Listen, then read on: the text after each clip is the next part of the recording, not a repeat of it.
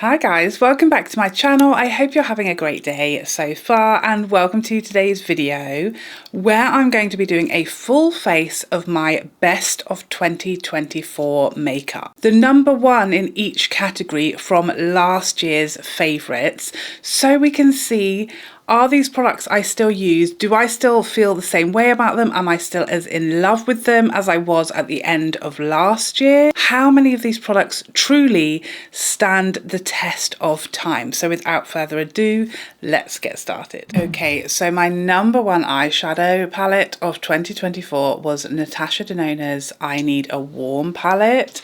This is an immediately interesting start because, like I said, this was my number one palette at the end of last year. And not only that, but it was absolutely right up there with my all-time favourite palettes. It was becoming one of my most used, if not my most used, just because it has the perfect neutral transitional shades in here. I'm dipping into this shade right now, by the way, and it's just very easy going and it suits my day-to-day style of makeup perfectly. I definitely haven't used this palette as much as I would have expected to this year in comparison to how much I was loving it last year and how much I was using it when it first came out. But it's not because I don't like it still.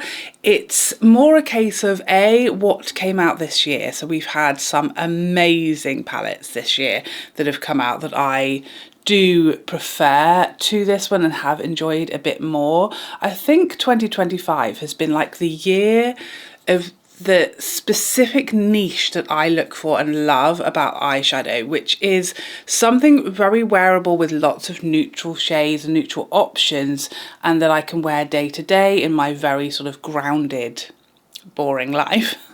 Doing school runs and, you know, just really barely leaving the house, but that is still fun and has little pops of something that I can try that's a little bit different. I feel like this year there's been a lot of that with like the Lisa Eldridge Betty and Desert Haze, and we've more recently had the Danessa Myricks palette. Even the Pat McGrath Mothership this year had a bit of that mix of everyday wearable neutrals and a bit of fun. So I think that's why this palette has taken a little bit of a back seat. Also, because I had a couple of palettes in my project pan that are sort of along these same lines where I wanted to hit pan on. This one has definitely, those days where I've, you know, not cared what I use, I just want to whack a little bit of something in the crease and maybe a little neutral shimmer on the lid, where I would have reached for this palette, I've been reaching for those palettes that I'm trying to hit pan on. So I definitely have not got as much use out of the I Need a Warm palette as I would have expected. Going into Homey now,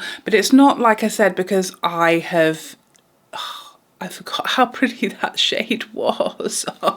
It's definitely not because I've gone off of it or it stopped performing for me or anything like that. It's just a variety of different reasons. One, trying to work on other palettes and use other palettes more, and then the other palettes that came out this year. But that's why I wanted to do this video, because immediately I want to go back to this. It's just so pretty, and it's just the perfect colour story for like every day. No thought required. Whack a few mattes in the crease, whack any shimmer you like on the lid, and it's just perfect. Pretty, everyday, easygoing palette. And of course, Natasha Denona's formulas are second to none. Okay, so moving on to primer.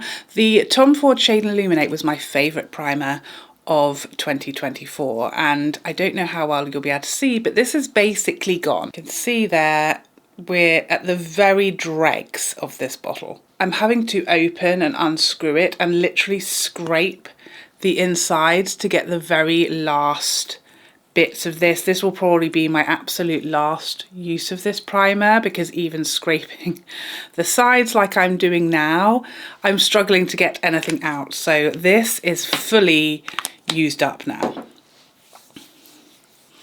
So as you can tell from how much I have used this primer, and I've actually used it up, and I've pretty much been using this every time I do my makeup this year. There's a lot that I like about it. I did want to project pan this primer as well. I don't love this, as I said, I never preferred it to the Tom Ford Soft Matte Primer, but I do like a lot about it. I like that it's got SPF in here, SPF 25, so it's a really nice amount of SPF to have under makeup and to add to your regular SPF in the summer particularly, and it's just a gorgeous glowy hydrating primer, which I really love. But you know me, I do typically prefer a more smoothing primer, so I do prefer the Tom Ford Soft Matte to this one. And then this year the Hourglass Illusion primer came out, and I do prefer that one to the Tom Ford, although it has no SPF in it.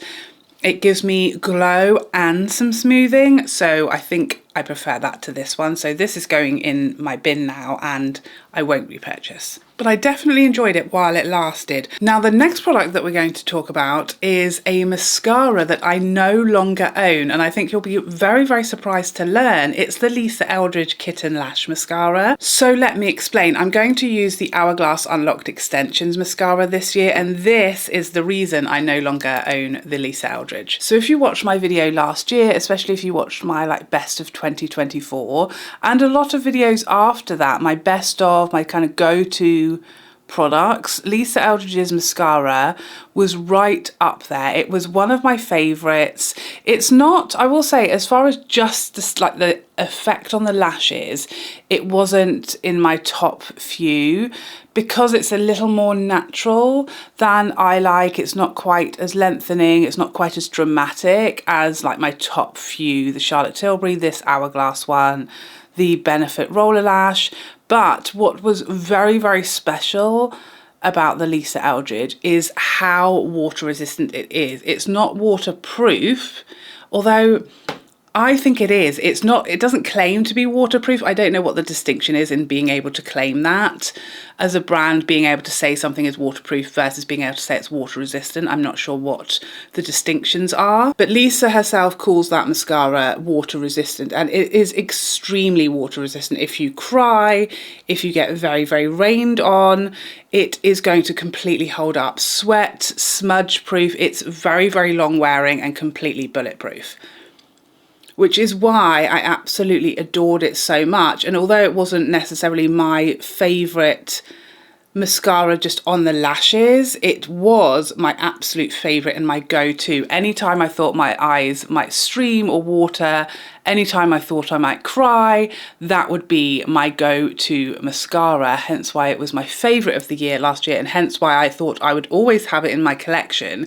because I don't like waterproof mascaras. They're so hard to remove, and I feel like I'm there forever trying to get them off, and I just don't typically feel like they perform very well, and they get very dry very quickly. But not Lisa's. Lisa's aged very well, and I loved the effect of it on the lashes. It just wasn't one of my all-time favourites because it just wasn't as dramatic as I like my lashes. And then this year, although it's not new, it was new to me, this Hourglass Extensions mascara, and this is a tubing mascara. So although it's not waterproof or water resistant necessarily in the same way as a waterproof mascara, as in, you know, if you were to pour water directly on your eyeball, I'm not sure why you would.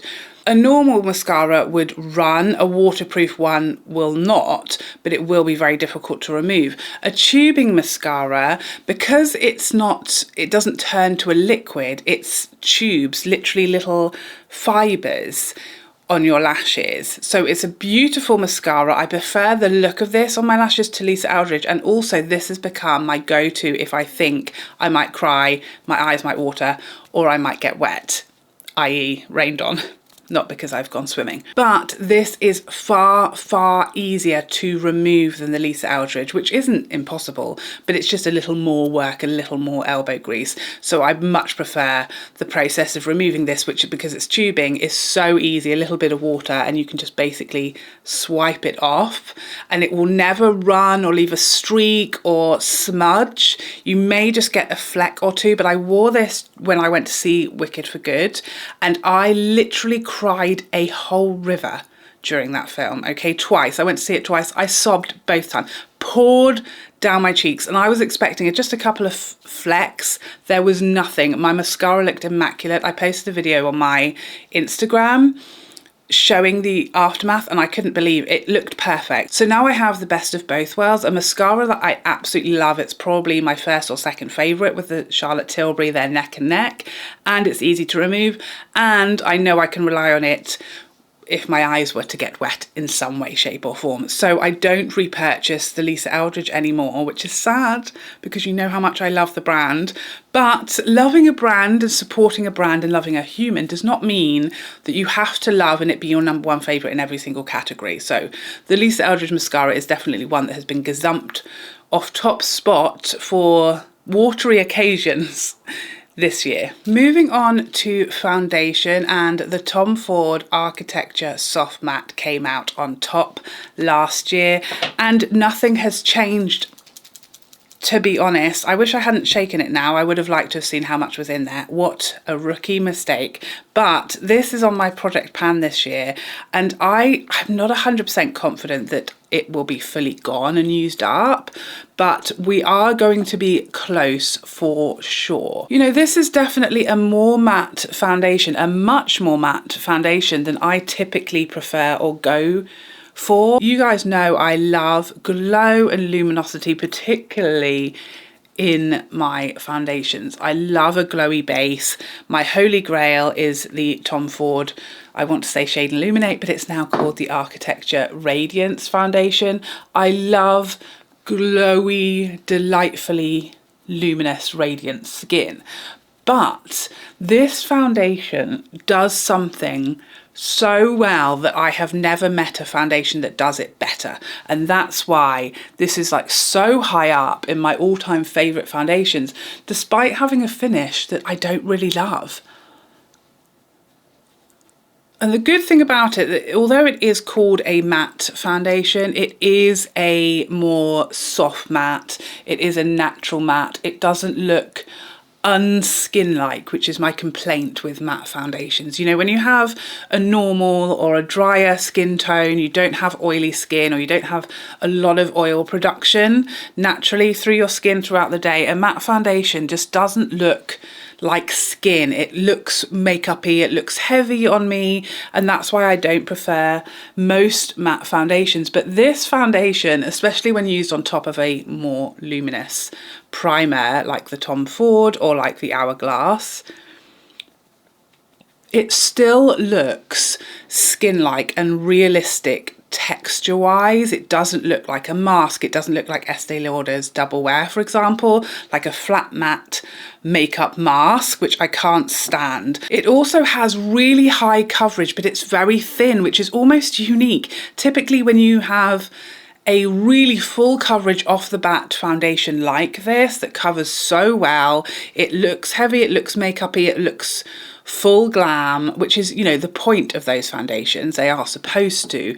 But this looks natural, it looks skin-like, it looks and feels very, very light, and the texture is very thin and very light. So it feels lovely, it looks more skin-like, despite being so flawless and such high coverage. But the incredible, my favourite thing about this foundation, it is 100% bulletproof. It has worn through crazy circumstances, weathers, days, long days. I have tried and tested this over the last year in all and every occasion, and it has never ever looked anything other than immaculate at the end of whatever I have thrown at it. It's truly the longest, best wearing foundation I've ever tried without me having to wear something that is super flat matte or just too heavy or too makeup-y for me. It looks and feels light and natural while being full beat, full glam, and wearing absolutely immaculately until I take it off. So that foundation is 100% still at the top of my foundations list, specifically for that reason. If I have a long day and I want to look flawless, yesterday, for example, we had a football game and it was an away game and it was a really long journey. After the game, we were going straight to Sunday lunch with my family, and it was my sister's birthday, so I wanted to look presentable. I knew I was going to be stood outside in who knows what conditions for several hours, long journeys back and forth, and then dinner was going to be a good 6 hours after I had put my makeup on. And I knew immediately I'm wearing this because I know that throughout dinner it will still look like I just put it on. So next up, concealer, and last year's number one was the Guerlain concealer. And it's not one I use anymore, which is really surprising because I was a big fan of this last year. And again, nothing has changed. It hasn't suddenly, you know, expired and gone off or anything like that. We have just been very blessed in the concealer department this year. You know, the House Labs was always my favorite. I think the House Labs is still at the top of my list over this Guerlain, but this was like coming up maybe a close second when it first came out. And then this year we've had the Estee Lauder, which became my new holy grail, and then we had the Chanel, which became my new holy grail. And so I have now 3 concealers that I prefer to this Guerlain. I guess it finished last year in second place behind the House Labs, but it was very, very close. And now it's probably down to 4th. So it's still an amazing concealer. It has amazing coverage straight off the bat. It covers everything with a light amount, a small amount of product. I can feel it under my eyes. I haven't even powdered yet, and we're going to be using the only powder I have ever loved to set it, but I can already feel it under my eyes, and that's the one thing I would say this concealer, you know, does get knocked down a peg or two when you compare it to the Chanel and the Estee Lauder, which the Chanel is exceptionally light under the eyes, like you really cannot feel it there at all. And the House Labs and the Estee Lauder, you can feel that you've put concealer on, but barely, and a little less than you can feel the Guerlain. Also, I think the Guerlain is a little more matte than those other concealers, which are a little more of a natural finish as opposed to being matte. The Guerlain is definitely fully matte, full coverage. It's an excellent long-wearing matte concealer, but it's a little heavier than some of those that have come out since. So I still like it. I literally never use it just because, like I said, it's in 4th place, which is the 3rd loser. Just gonna do another coat of mascara. Okay, and we're moving on to bronzer. Can't open it. We're moving on to bronzer, and last year's number one was the RMS. This is the shade Beachwalk Betty, and I'm going to use my stunning new favorite bronzer brush, the Arched Powder from Sonia G, which I have been absolutely head over heels for. You see how naturally it applies, but it's not about you. Okay, back to 2024. We're going back to the future. I'd never understood that, to be honest. Now, this bronzer has definitely taken a huge backseat, a huge step down on my list of favourites, and I feel like it's a little unfair. I love the finish of these RMS bronzers. They're so beautifully glowy without looking glittery and shimmery and sparkly or emphasising texture on the skin. This shade, as you can probably see, is taking quite a bit of building on me. I do have a deeper shade. The shade Tan Lines is one of my all-time favourites, but I don't mind building bronzer, especially with this brush, because it applies it just so naturally and you don't have to worry about, you know, not being able to blend it or it travelling too far. It just applies really diffused and natural, which I love, because you guys know I'm a heavy-handed lady. I just can't help myself. So this does help me control my bronzer application. But this is a beautiful bronzer with a beautiful finish.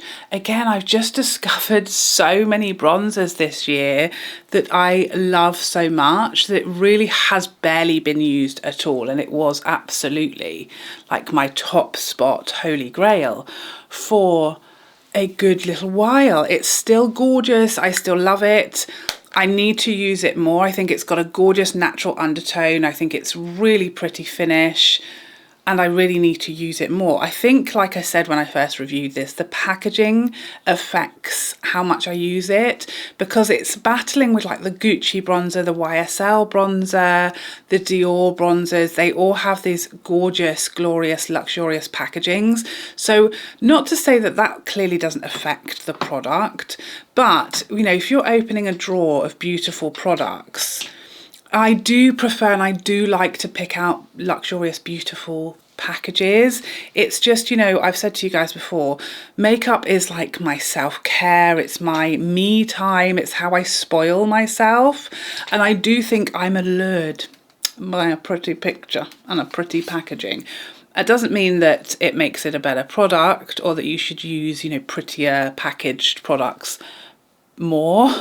Clearly not. But if they're all amazing and they all perform beautifully and they're all incredible equally, and you love them all, then you are sometimes going to choose between them with these little things. So I think, you know, packaging, it does matter, it does make a difference, it does make you more likely to be drawn to it. And I feel like the RMS packaging, it feels light, it feels flimsy, it feels like it would break quite easily as well, and it's just not as attractive. My eyeballs are not immediately drawn to it, but I think it's a beautiful bronzer still. I haven't gone off of it. I just feel like this year, again, it's had a lot of competition and it's just sort of gone down a couple of pegs in the ranking. Something that hasn't gone down the rankings is my Gucci highlighter, the shade 4 Opal Pink, and it looks like I could have barely used this at all. This is the great thing about these sort of gel products. You know, they really, you do not get a dent in them. They don't have pickup, they don't use, you can't use them up very easily at all. You know, it's barely touching the product at all when you use it. And I've been using this heavily for a year now, and you could look at it and there's no dent, there's no sign. You know, the top is not immaculately perfect and unused, but there's really no sign of how much I've used this highlighter, and I have used it a lot. It is still right up there at almost, I would say, the very top of my highlighters list of all time. I think my absolute favourite now is the Prada. Maybe just about gazumps the Gucci, but it's still a stunning highlighter that I use frequently. It's still in my top drawer of my favourites, and I still think it's a stunning highlighter, perfect for mature skin, perfect for textured skin. It's subtle, you can build it like I have today and still it never be too much. It's so beautiful, one of my most used still to this day, has absolutely lived up to the test of time. Next up, a bit of a strange one. It's the Chanel Cream to Powder blushes. This is a strange one, I say, because I still think these are amazing. You can see from the product, I use these. I do get a good bit of use out of them. This is the shade Beige Eclatant. I still think these are probably my favourite ever cream blushes. They are so easy to use, they're so effortless and buildable. I'm using my Sonia G sheer buffer, so the name, you know, would give you a clue that this applies product really lightly and sheerly and diffused, which is perfect for me with cream blushes because they do intimidate me typically, and with this brush and this formula I know I can layer and build and I can apply really heavily and it's not going to give me clown cheeks. It's just going to melt seamlessly into the skin and I can build as much or as little as I would like, and it's got the most beautiful natural finish. It's not sort of glossy like a lot of cream blushes, which I do love, but it's got some luminosity. It's not flat matte, it's got a really pretty natural bit of life to the skin. They're so easy to wear. Why I say this is a strange one is because I really just don't use these as much as I should. They get a bit forgotten in my collection, even though whenever I do use them, I think, what have I been doing? Why is this not all I ever put on my cheeks? It's so elegant, very Chanel, very pretty, and they aren't like a typical cream blush. They don't cause me problems. I don't have to be careful with what order I do things. It applies like a powder, it wears like a powder because it has that cream to powder transition, so it sets and wears beautifully. They're gorgeous shades. I do wish they had more shades. I don't know why I don't use it as much. I need to, because every time, like today, I use them, I think, oh, they wow me. They're stunning. I need to use them more. And now for my favourite lip product of 2024, Lisa Eldridge's Rouge Experience. Still one of my most used, most worn day-to-day, everyday lipsticks. And now I have a brand new favourite shade, which is Society number 179. This is rarely off my lips, to be honest.